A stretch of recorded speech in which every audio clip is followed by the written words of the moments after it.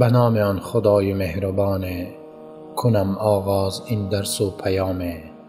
تابعین بزرگوار حسن بصری فرمودند: به حقیقت من مردمانی را دیده بودم که به وقتشان چنان قدر می‌گذاشتند که از قدردانی شما نسبت به دینار و درهمتان بیشتر بود.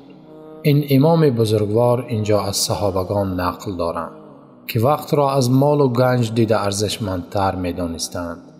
در زبان مردم مسئله هست که میگویند وقت همچون مال است، اما کمی اندیشه کنیم. اگر وقت را با پول و مال برابر کنیم، به حقیقت قدر وقت را پایان برده ایم.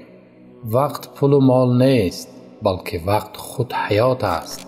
زیرا در وقت خصوصیت هایی هست که در پول و مال موجود نیست. وقت را خریده نمی شود، وقت را خزینه کرده نمی شود، وقت را قرض گرفته نمی شود، وقتی رفته را دوباره بازپس گرفته نمی شود.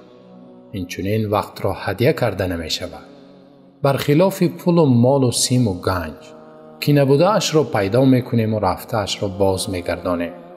یا قسمتش را برای روزهای درکاری خزینه می کنیم و اگر نداشته باشیم می توانیم مقدار از کسی دیگر قرض می گیریم. اما در مورد وقت باشد هیچ یک این کارها را کرده نمی توانیم. دوستان عزیز، باید بدانیم که ارزش وقت در رمضان بیشتر است و بیهوده ضایع نمودن آن زیشتر است. آیا بار دیده اید که پول در سر راه پرتافته باشد و کسی پروای آن نداشته باشد؟ البته نه.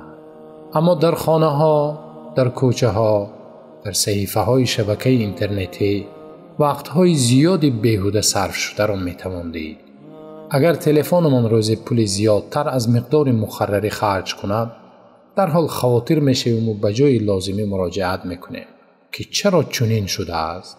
اما چرا اینترنت وقت دوست هنگام ساعت‌های پرقیمت عمر ما را، لحظه‌های طلایی رمضان ما را از ما می‌گیرد؟ پروای نداریم.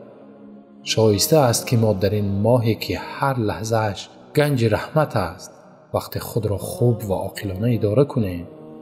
امام ترمذی از پیامبر صلی الله علیه و سلم روایت کردند که یکی از 4 سؤال‌های نخستین خداوند روز قیامت از بنده این است که او را خالق یکتا می‌پرسد: ای بنده من، ساعت‌های عمر خویش را در کجا صرف نمودی؟ دانشمند بزرگوار علامه ابن القیم رحمت الله علیه گفتند: مصیبت بیهوده صرف کردن وقت از مصیبت مرگ دیده بدتر است. زیرا مرگ آدمی را تنها از حیات دنیا کنده می سازد، ولی بیهوده صرف کردن وقت باشد انسان را از خداوند و از نعمتهای آخرت دور می سازد. بودم جوان که گفت مرا پیر اوستاد، فرصت غنیمت است نباید ز دست داد.